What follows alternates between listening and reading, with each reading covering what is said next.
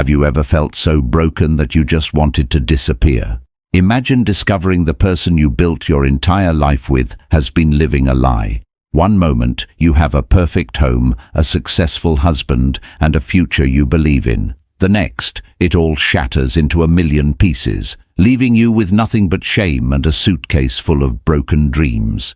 This is the story of a woman who was erased, cast aside for a younger, more ambitious replacement. But what happens when the woman everyone forgot refuses to stay forgotten? This is what happens when she doesn't just get back on her feet. She returns to build an empire on the ashes of her old life, ready to face the man who destroyed her, not as a victim, but as his new reality. Stay tuned. The betrayal didn't announce itself with a scream. It was a whisper, a thin paper cut of a discovery in the sterile perfection of their Greenwich, Connecticut home. Amelia Hayes had always prided herself on managing the intricate details of her husband David Miller's life. She orchestrated his world so he could conquer it. But for the past 6 months, a detail had been nagging at her: the American Express statements.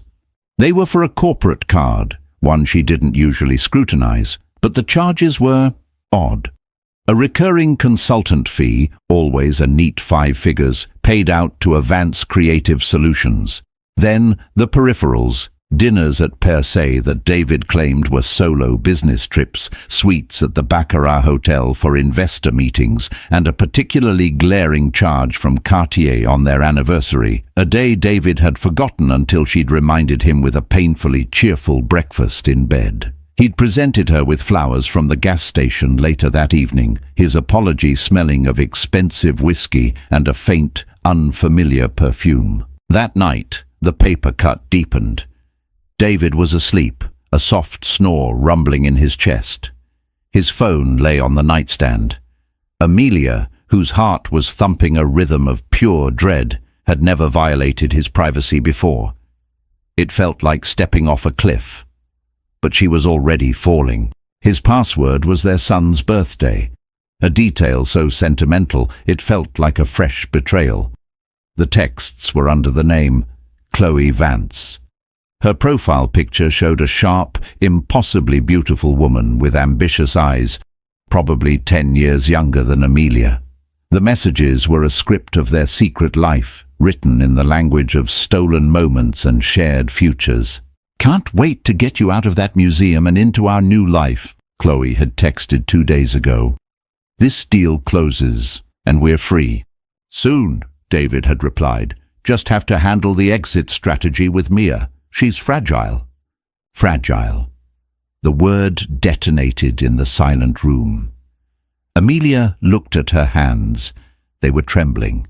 These were the hands that had typed his business school application, that had held his head after his father's funeral, that had rubbed his back every single night for 15 years. Fragile?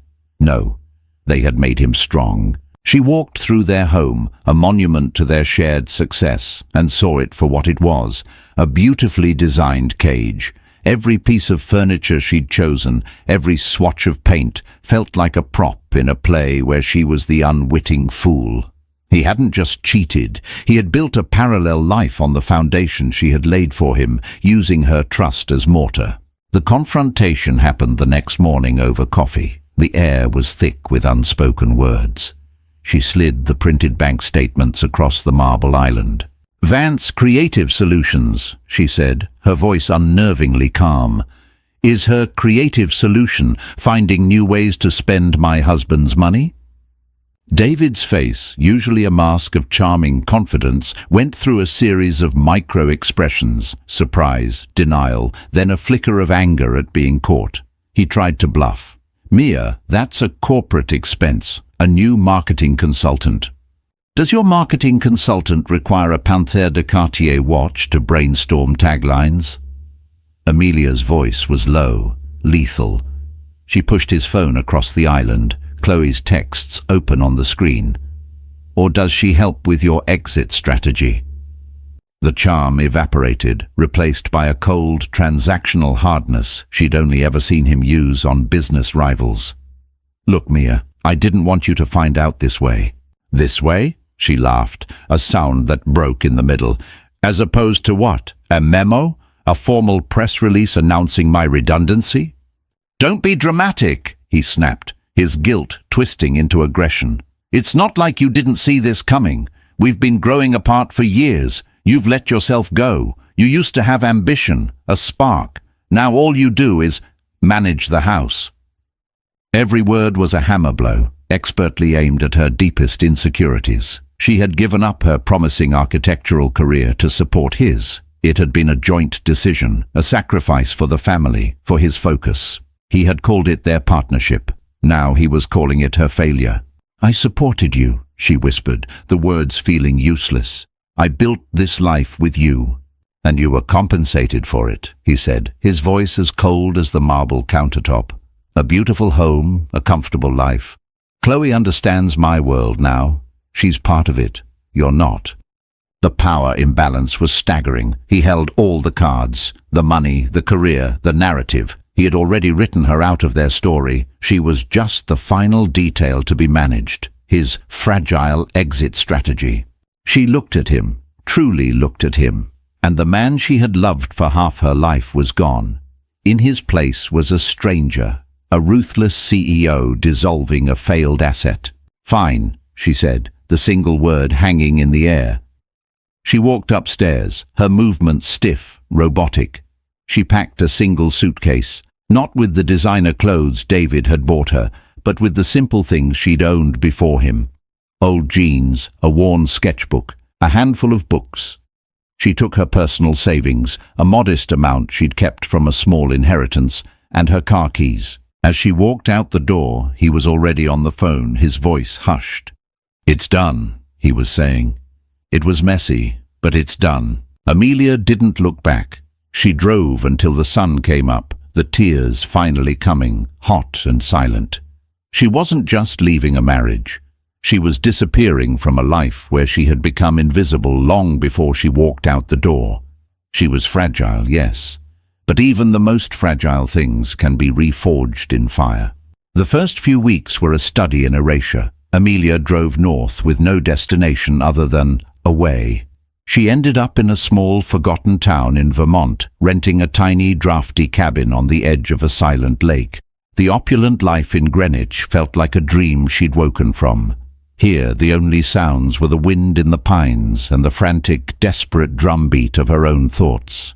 She was 42 years old, with a 15-year gap in her resume and a heart shattered into dust. David's words echoed in the silence. You let yourself go. You have no ambition. He had assessed her worth and found it wanting. The shame was a physical weight, pressing down on her chest, making it hard to breathe. She'd call her mother, who would offer platitudes like, he'll come to his senses, and men are just fools, which were as comforting as placing a bandage on a gaping wound. Her friends, mostly wives of David's colleagues, offered sympathy laced with a palpable fear that this could happen to them too. Their calls soon dwindled. She was a ghost at their brunch tables, a cautionary tale. She was officially, completely alone. It was in that crushing solitude that she opened the old sketchbook she'd packed. The pages were filled with designs from her university days, bold, innovative concepts for sustainable, modular architecture. They were ideas that had excited her, that had won her awards, that she had put in a box to collect dust when David's career took off. Flipping through the brittle pages, she felt a flicker of a person she barely recognized, a woman who was passionate, intelligent, and fiercely creative. The woman before David. The woman he had accused of having no spark. He hadn't extinguished it. He'd just convinced her to hide it under a bushel of domesticity. For days, she did nothing but draw. She filled the sketchbook, then bought new ones. She drew on napkins, on receipts, on the back of junk mail. She designed eco-friendly homes that could be built with minimal waste, community spaces that integrated nature, and urban structures that generated their own power. The act of creation was the only thing that quieted the screaming in her head. It was a form of therapy, of reclaiming the part of herself she had sacrificed. One bleak afternoon, staring at a complex design for a software platform that could streamline the entire architectural planning and material sourcing process for sustainable builds, she realized it was more than a drawing. It was a billion-dollar idea. But an idea was just vapor without capital and technical expertise. On a desperate whim, she called the one person from her past who had never been part of David's world, Ben Carter. He had been her closest friend in architecture school, a brilliant, quirky genius who had veered into tech and was now a respected but under-the-radar software developer in San Francisco. They hadn't spoken in years, a casualty of her all-consuming marriage. He answered on the second ring. "Mia, is that really you?" She broke down, the whole sordid story pouring out of her in a torrent of grief and humiliation. Ben listened patiently, without judgment. When she was finished, hiccuping apologies for the incoherent rambling, he was silent for a long moment. "He said you had no ambition," Ben finally said, his voice tight with anger. "That man wouldn't know ambition if it bit him on his over-leveraged ass. Mia, you were the most talented person in our program. You made the rest of us look like we were building with Legos." His belief in her was a shock to her system, a jolt of electricity to a heart she thought had stopped. Hesitantly, she told him about her ideas, about the software platform she'd been designing. She expected him to humor her, to tell her it was a nice hobby. Instead, he grew excited. "Mia, this is revolutionary," he said, after she'd emailed him a few scans from her sketchbook. "This doesn't just streamline the process, it gamifies sustainable sourcing. It could completely disrupt the construction industry. You're talking about saving developers millions and making green building the most profitable option. It's brilliant." "It's just an idea in a book," she said, her voice small. "No," he insisted. "It's a blueprint, and I know how to build it. I've got some seed money saved up from my last buyout. It's not much, but it's enough to build a prototype. I'm willing to bet it all on you." Amelia was stunned into silence. Someone saw her. Not the discarded wife, not the fragile woman, but the architect, the innovator. "Why would you do that, Ben?" "Because I always knew you were meant to build empires, Mia," he said softly. "Not just manage someone else's house." That conversation was the turning point.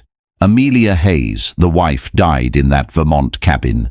In her place, a new woman began to emerge. She legally changed her name back to her maiden name, Amelia Sterling. It felt like shedding a skin. She and Ben worked relentlessly, communicating through video calls at all hours. He handled the coding and the back-end architecture. She refined the user interface, built the business model, and started networking with her old contacts in the sustainable materials industry. For 5 years, she remained a ghost. She poured every ounce of her pain, anger, and grief into her work. It became her obsession. She learned about venture capital, about corporate law, about scaling a tech company. The woman who David thought was fragile was negotiating multi-million-dollar funding rounds with Silicon Valley's most ruthless VCs. They called their company Aura for the energy-positive footprint their designs enabled. It grew slowly at first, then with explosive force.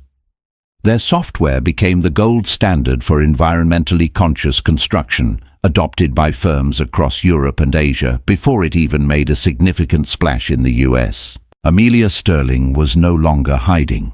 She was quietly, methodically building an arsenal. She never checked David's social media. She never asked mutual acquaintances about him. He and the life they'd shared had become irrelevant. Her ambition now was not about revenge. It was about resurrection. 5 years after Amelia walked out of his life, David Miller was sitting in his glass-walled office overlooking the Manhattan skyline, feeling the familiar, gnawing dissatisfaction that had become the backdrop of his life. His marriage to Chloe was not the victory he had imagined. It was a constant, exhausting performance. Chloe had slipped into the role of the wealthy wife with ferocious dedication, but she lacked Amelia's quiet grace. Her ambition, which had once seemed exciting, now felt grasping. Their conversations revolved around which charity galas to attend, which rivals to snub, and how to get their names mentioned in the right society columns.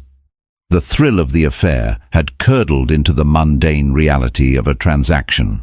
He had traded comfortable, unconditional love for a beautiful, high-maintenance accessory. His business, Miller Development, was also facing headwinds. The market was shifting. A new wave of regulations and public demand was pushing for green construction, an area David had always dismissed as boutique nonsense for hippies. His monolithic, energy-guzzling towers were starting to look like dinosaurs. He was in the middle of a bidding war for the landmark Hudson Yards renewal project, a massive undertaking that could either secure his legacy or bankrupt him. He needed this win. "The board is getting nervous about our sustainability pitch," his COO, a perpetually worried man named George, said during their morning meeting. "Our competitors are all using this new software platform, Aura. It's apparently cutting their material costs by 20% and fast-tracking their green certifications. We need to look into it." "Another tech fad," David grumbled, waving a dismissive hand. "Get them on the phone. See what they're peddling." An hour later, George was back, his face pale. "I have their pitch deck. David, you need to see this." He slid a tablet across the polished mahogany desk.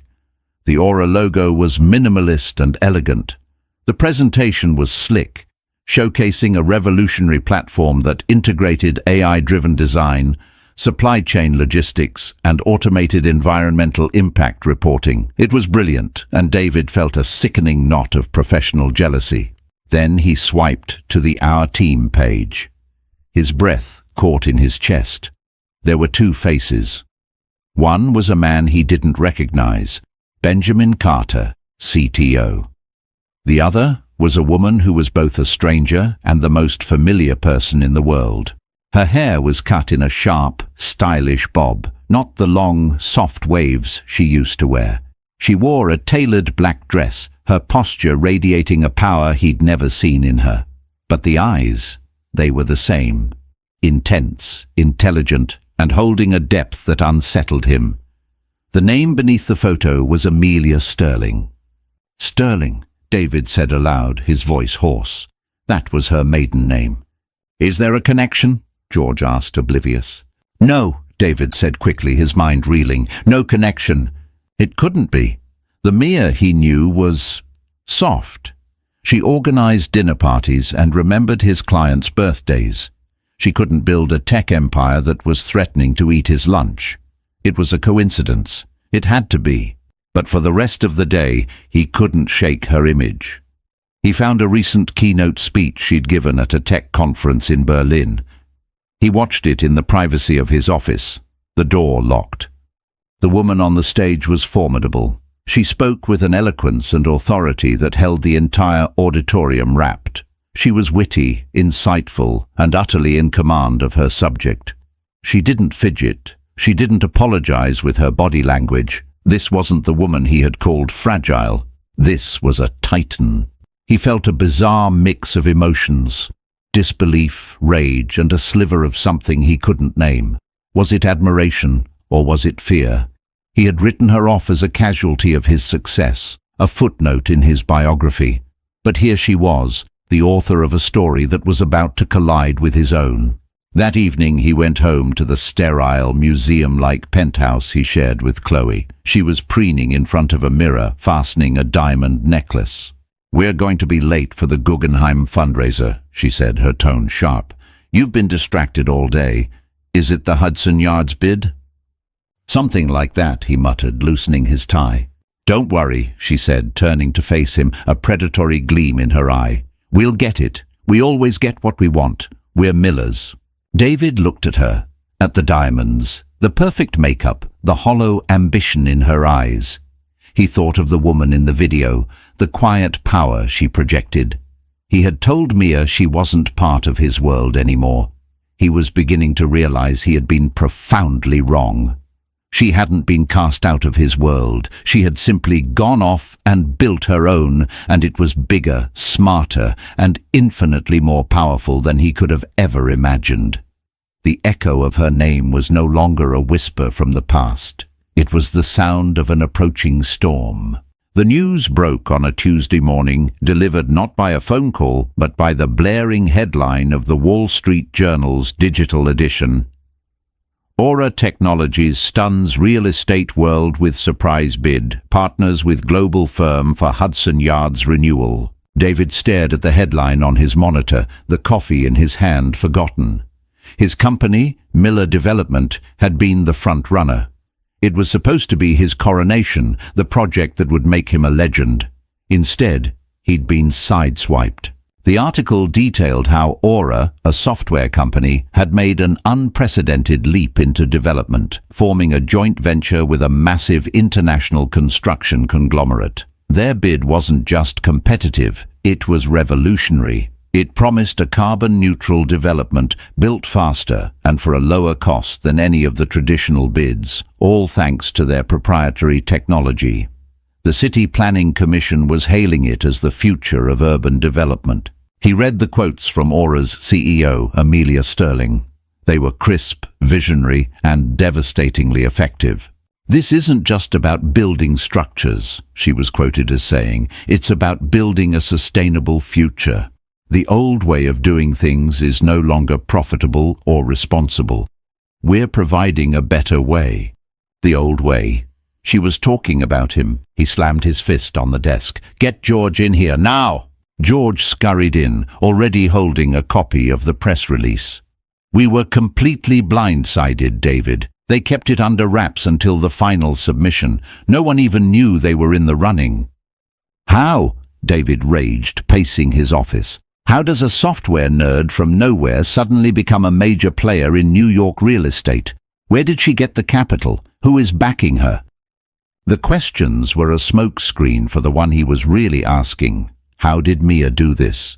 The psychological whiplash was severe. He had cast her in the role of the tragic ex-wife, a woman who would likely fade into obscurity, perhaps remarry a quiet dentist, and live a small, suburban life.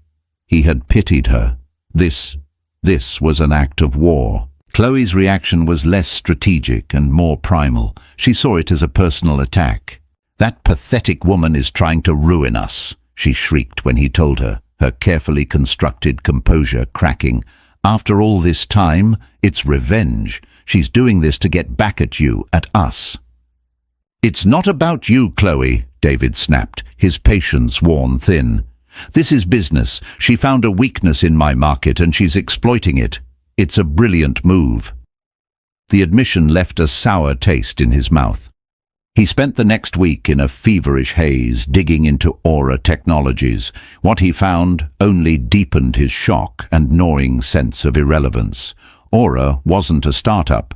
It was a global powerhouse, quietly dominating the industry in Europe and Asia for the past 3 years. Amelia Sterling wasn't some scorned woman with a vendetta. She was a respected, globally recognized CEO, a visionary in the sustainable tech space. The financial backers weren't mysterious. They were some of the biggest and most respected venture capital firms in the world. He had been so consumed with his own small kingdom that he had failed to notice a new continent rising just over the horizon. The fallout was immediate. His investors, already jittery, started calling. Their confidence in his leadership was shaken. The Hudson Yards project was more than just a single deal. It was a bellwether for the future of the industry, and he had been on the wrong side of it. The narrative was that David Miller, the titan of New York real estate, had been outmaneuvered, made to look like a relic. He started seeing Amelia's face everywhere, on magazine covers, on financial news networks. Forbes ran a feature titled "The Quiet Architect: How Amelia Sterling is Building Tomorrow's World." The article touched briefly on her past, mentioning she'd left a conventional life behind to pursue her vision. The understatement was almost comical. She hadn't left a conventional life. She had escaped a cage he'd locked her in and had proceeded to build a rocket ship.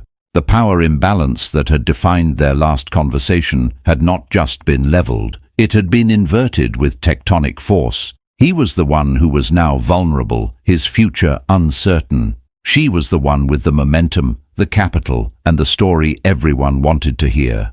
He found himself thinking about their last fight, his cruel, dismissive words. "You let yourself go. You have no ambition." He had meant to crush her, to make her small enough that leaving her wouldn't feel like a loss. He had succeeded for a time, but he had fundamentally misunderstood the woman he had been married to for 15 years. He had mistaken her quiet support for weakness, her sacrifice for a lack of drive.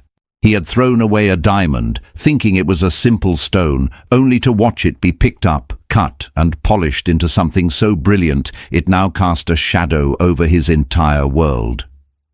The first tremor had passed. Now he could feel the ground beneath his feet beginning to crack. The meeting was unavoidable. The Hudson Yards renewal was a multi-party project, and a preliminary logistics meeting was called between all major stakeholders. Miller Development, as the owner of adjacent properties crucial for infrastructure access, had to be there. And so did Aura Technologies. David prepared for the meeting like a general preparing for battle. He had his team assemble a dossier on Amelia's company, her board, her financials. He rehearsed his talking points, crafting a persona of a magnanimous peer, unfazed by the recent turn of events. It was all a fragile facade over a chasm of anxiety. The meeting was held in a neutral location, a vast, sterile conference room on the 50th floor of a downtown skyscraper. The view of the city was panoramic, a kingdom they were all fighting over. David arrived early, wanting to own the space. She arrived exactly on time. Amelia Sterling was not the woman who had cried in his kitchen.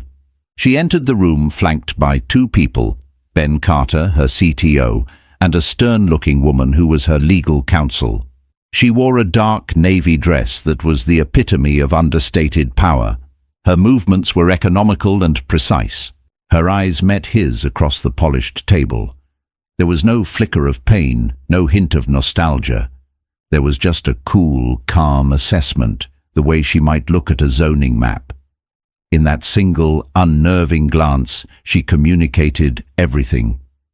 "You have no power here."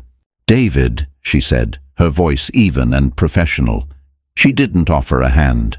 "Good to see you're well." "Amelia," he replied, forcing a smile that felt like cracking plaster. "Congratulations on the bid. It was impressive."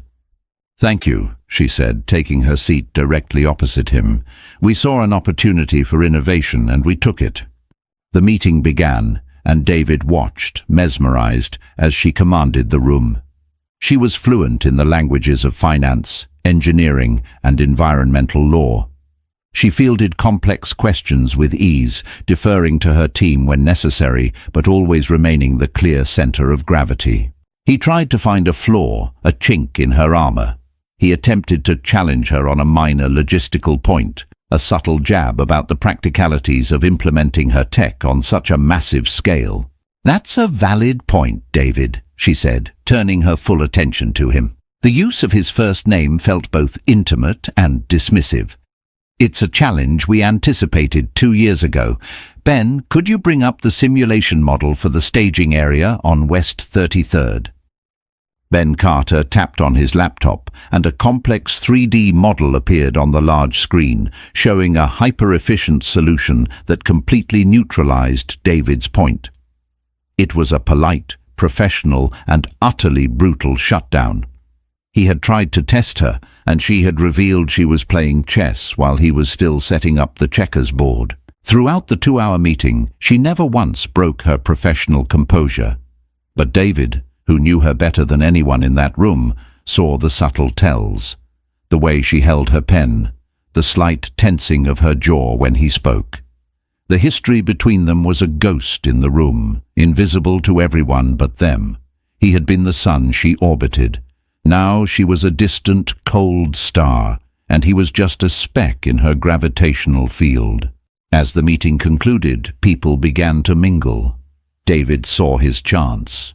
He needed to speak to her alone, to try and break through the corporate armor. "Mia," he said, approaching her as she gathered her papers, using the name he hadn't said in 5 years. She stopped, her back still to him. She took a slow breath before turning around. Her eyes were like ice. "My name is Amelia," she said quietly, her voice dangerously low. "You will address me as such in a professional setting." He stammered, feeling his carefully constructed confidence disintegrate. "I'm stunned. How you did all this. I had no idea."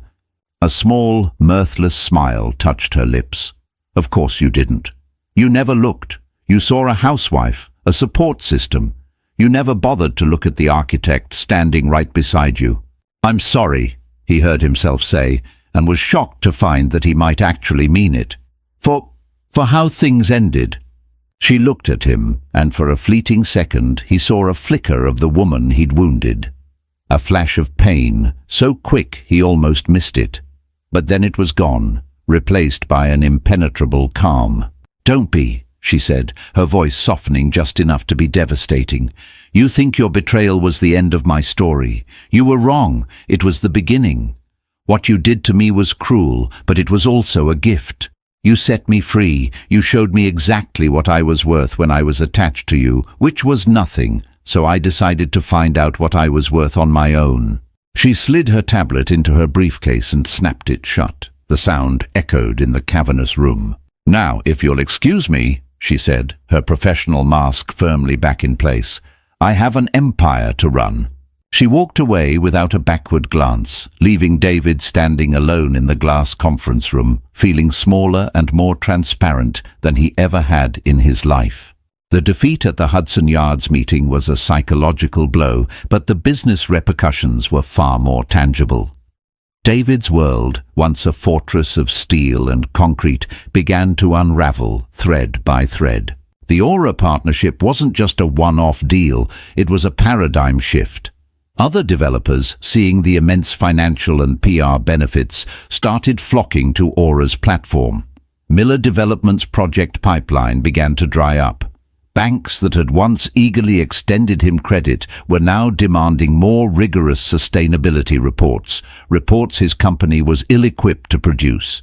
He was a captain of a fleet of galleons in the age of steamships.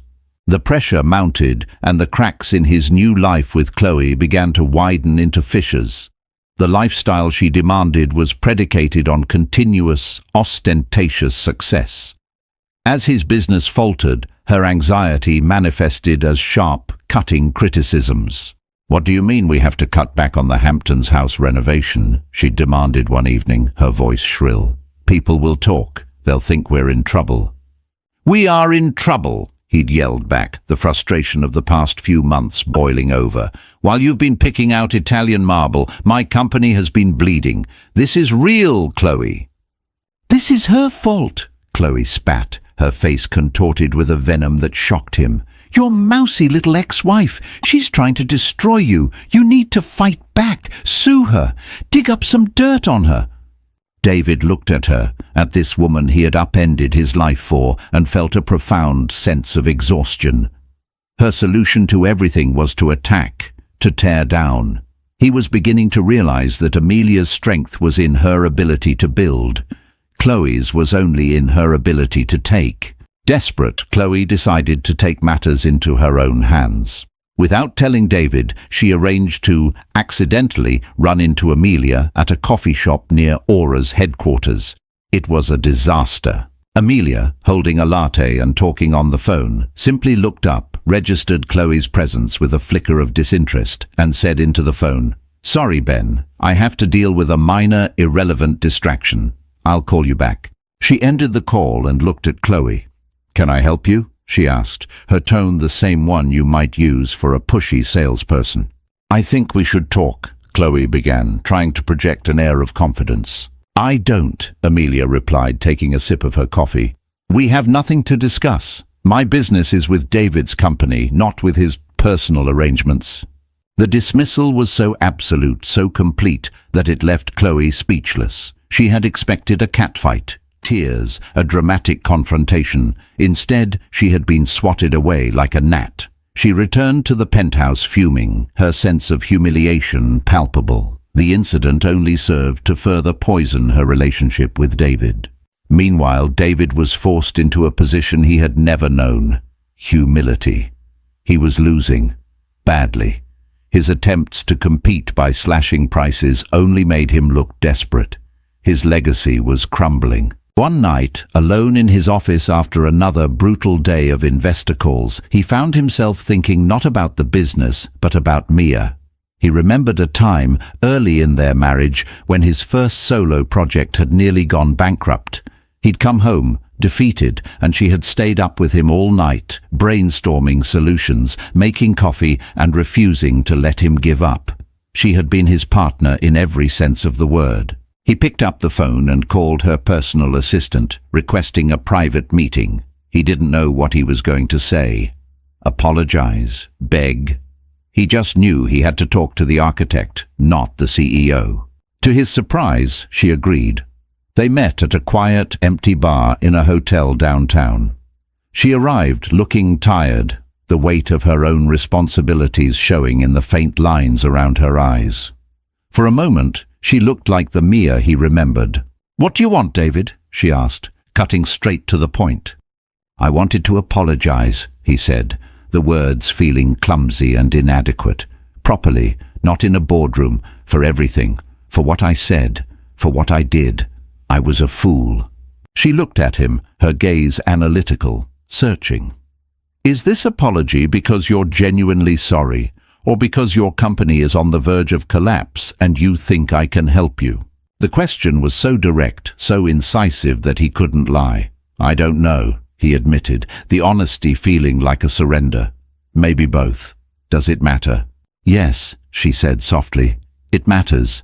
One is about remorse. The other is about strategy."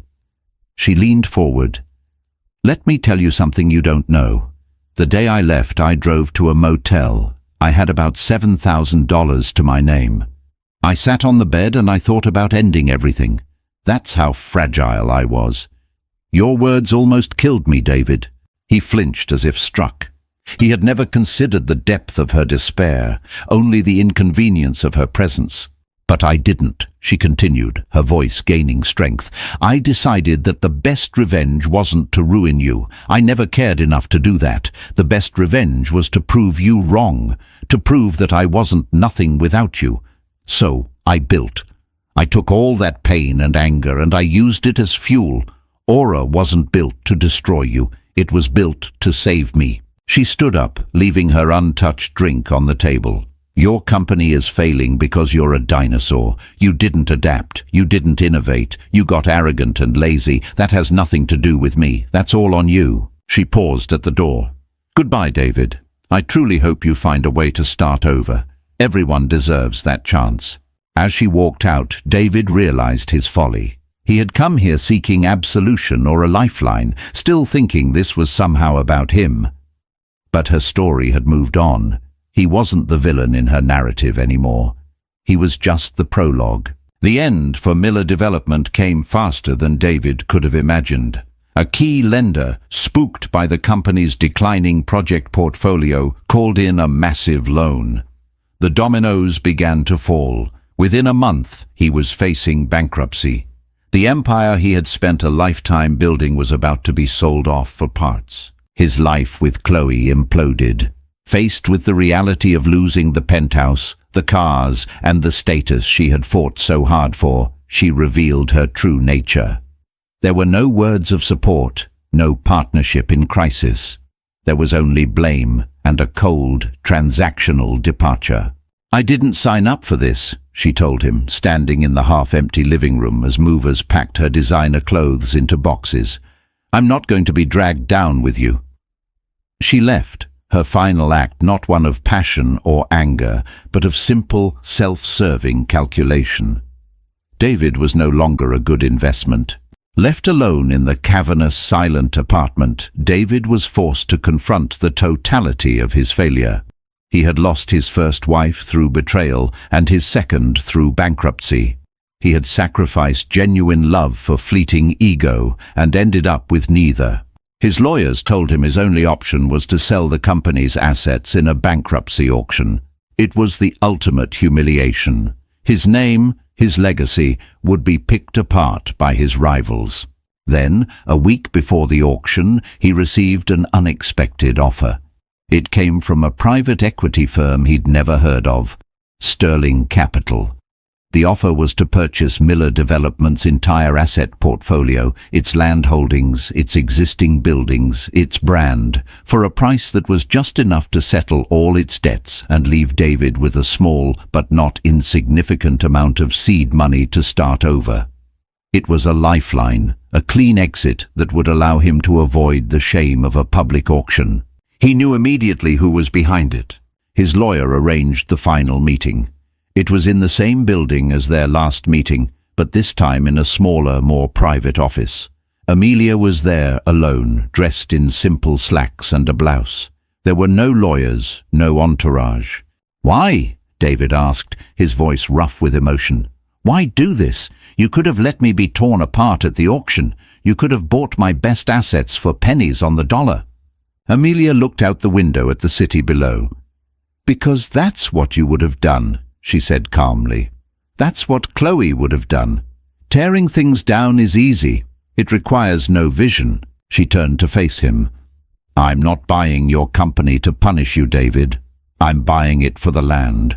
You were always good at acquiring prime real estate. Your weakness was what you built on it.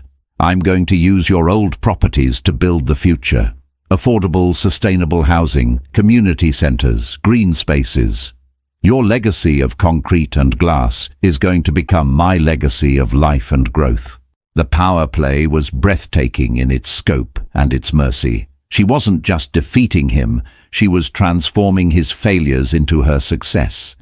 She was not seeking revenge, she was seeking redemption, not for him, but for the very ground he had built upon. "The offer is fair," she continued, her tone all business now. "It clears your name, settles your debts, and gives you a chance to walk away with some dignity. What you do next is up to you." He was speechless. The woman he had called fragile was offering him a grace he had never offered her and a lesson he would never forget. He had measured his life in square footage and profit margins. She was measuring hers in impact and innovation. "I accept," he said, his voice barely a whisper. He signed the papers, the act of his pen dissolving his entire life's work. As he slid the documents across the table, he felt not the sting of defeat, but the strange, clean slate feeling of release. The weight of his own arrogance was finally lifted. "Thank you, Mia," he said, the name slipping out instinctively, but this time it felt different. It was a name spoken with a respect he had never truly had before. She gave a small, sad smile. "My name is Amelia," she corrected him gently. "Mia was a long time ago. That woman is gone." She was right. The woman he had destroyed was gone. But the woman who had risen from her ashes was now, in the most unexpected way, offering him the chance to do the same. A year later, the New York skyline was changing.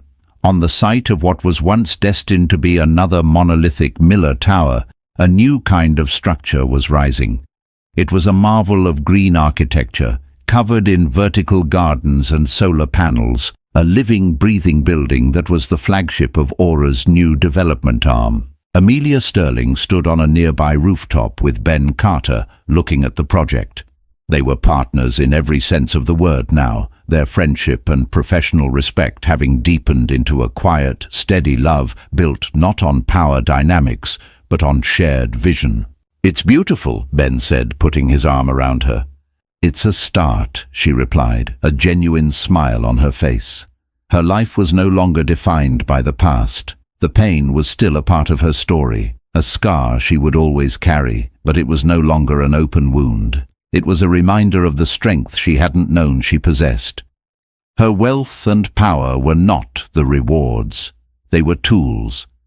The reward was this: the act of creation, of building something meaningful and lasting. She rarely thought of David. From what she'd heard through the grapevine, he had moved to the Midwest, using the money from the sale to start a small consulting firm, helping small towns with responsible urban planning.